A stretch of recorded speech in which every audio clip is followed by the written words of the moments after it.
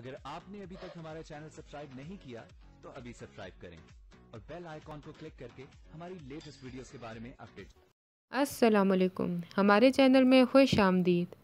گیتی نہ صرف طلاق نامہ پھاڑ دیتی ہے بلکہ اپنے باپ سے بھی کہتی ہے وہ ایک مشرقی لڑکی ہے، وہ اپنی قسمت پر شاکر بھی ہے، وہ خود کو دوسروں کی خواہشات پر قربان نہیں کرے گی۔ چنانچہ گیتی کے والدین گیتی کو نئے سرے سے بنا سنوار کر بدر کے ساتھ اپنی دعاؤں میں رخصت کرتے ہیں۔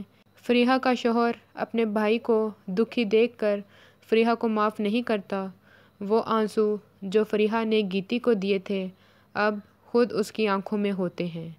آپا ظفر کو لے کر اپنے برے نصیبوں کو روتی ہے جو اس کا بڑھاپا خراب کر دیتا ہے۔ گیتی اور بدر ایک بیٹے کے والدین بن جاتے ہیں۔ جمشید کو تو پولیس پکڑ لیتی ہے۔ رانیہ کی بھی اچھی جگہ شادی ہو جاتی ہے۔ گیتی کی شکر گزار بھی ہوتی ہے جو اس کو جمشید جیسے شخص سے بچاتی ہے۔